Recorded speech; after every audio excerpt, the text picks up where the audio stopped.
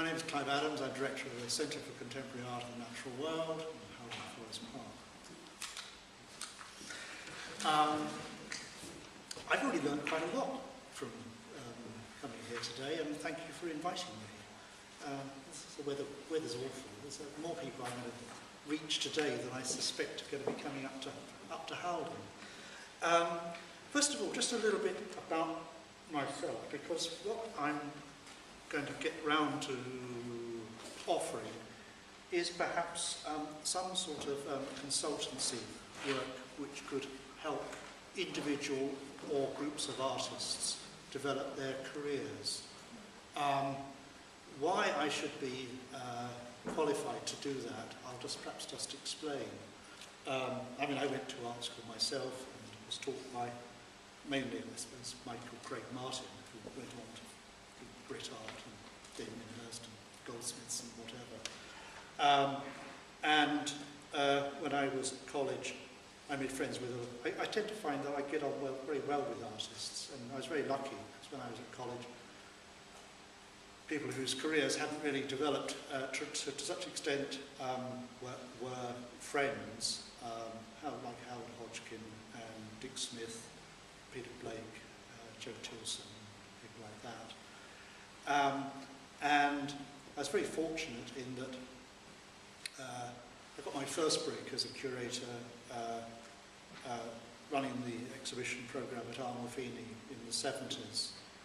And at that time, I suppose I did a lot of the early shows of Richard Long, Martin Parr. I just reminded myself that I showed his work for the first time, as well as more established artists like Howard Hodgkin. And I then became the founder director of Mostyn Art Gallery in Llandudno. Did a lot of historical shows, did a lot of first shows of younger artists. And then I got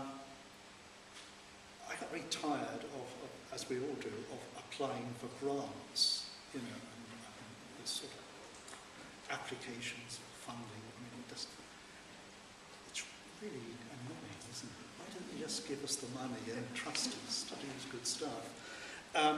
And so I worked as the managing director of a gallery in Bond Street for 5 years, called Fabian Carlson Gallery. And there we represented a sort of stable of 5 younger British artists, other European American artists. We also dealt in blue chip, modern works from, I suppose, I did a lot of work with very rare things. I sold the complete set of Master Duchamp ready-mades to a museum in Japan and all that kind of stuff. Made the money and sort of lost it or spent it.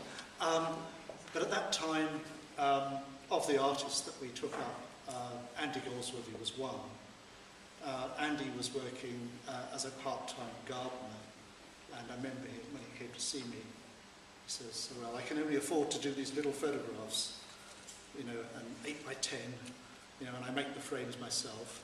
They have to be black and white, and that's all I can afford. And he said, and so this is awful. I'm really spilling the beans, aren't I? I said, you know, I'm just sort of setting myself up. This is Bond Street. You know, we can't sell little things, black and white, you know, frames, handmade, it's too rough. We have to make them big, and we have to make them in editions and multiples. If you sell one, you need another one to sell, you know. And Andy is quite prolific, and he's quite a quick learner, and so the rest is history, and so he produced some big things. He's going all over the world.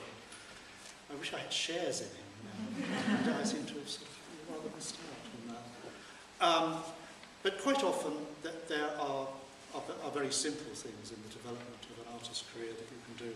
And I was reminded that, I mean, of the few artists recently that I've talked to. I know I've talked with Anna Keller.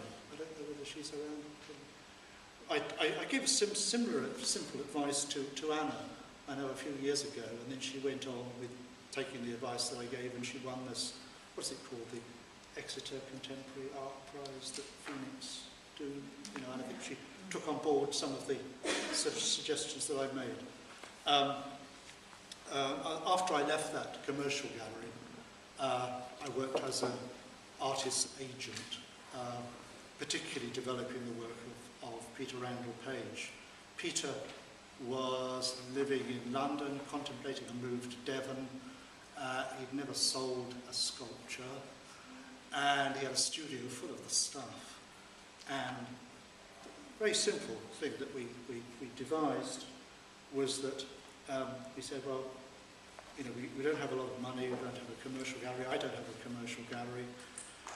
Let's plan a big exhibition, let's build up your work, and we'll see what curators in museums could support such an exhibition. And we'll work for about 3 years, and we'll photograph everything, we'll catalogue everything, but we'll get the museum to do the big show, to pay for the catalogue, to do the publicity, to get the reviews, whatever. Thankfully, and you can't do it with everyone, he's a good enough artist that that's all you kind of have to do. We did the show at Leeds Museum, and did a big catalogue, and the tape sold, and everything sold, just flew. And again, like Andy, his career took off enormously. But it was about 3 years' work of planning to do something very well. But I think that's possibly another, very simple idea, because there aren't that number of museum curators that perhaps are enthusiastic about your work, but maybe you know someone or you have some kind of connection. Museums are a lot bigger than your studios, and they, maybe if you're lucky, they don't charge any commission on the sales. So that's one kind of device which is quite sort of useful. My own 2 sons went to art school. One went to Falmouth, one went to Bristol. One went to Bristol, wanted to sue the college for non-delivery of the course. Does that sound familiar? And neither of them got any guidance on how to develop their careers afterwards. Now, there's a few of you in here which are not sort of exactly graduates, but some there is another generation coming up, all the time that's been to art school, which doesn't have that sort of support. I tried to go to a lot of the degree shows. One year I went to every degree show in the southwest. And I feel passionately, because of the experience of my own sons, that there's a lot more that we can do to encourage those people. One son is a website designer, doing very well, working from home. The other one works for the Pangolin Sculpture Foundry in Stroud, turning out all those Damien Hirst sculptures. It's the enemy.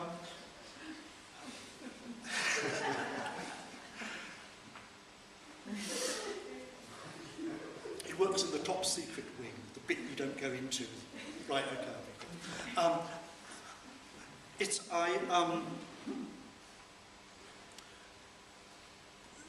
About 1995, I became quite disillusioned about the direction much contemporary art was going in, and I was increasingly concerned with environmental and social issues, and so I wanted particularly to support people to do more environmentally and socially engaging work. A lot of that work doesn't sell, and that's another kind of issue. But there are other ways in which one can earn a living through engaging in that way, apart from the traditional way of commodifying artworks and selling in that way. So what I was interested in sort of suggesting, because apart from the fact that it can generate a bit of income for CCNW, was to offer career development advice to artists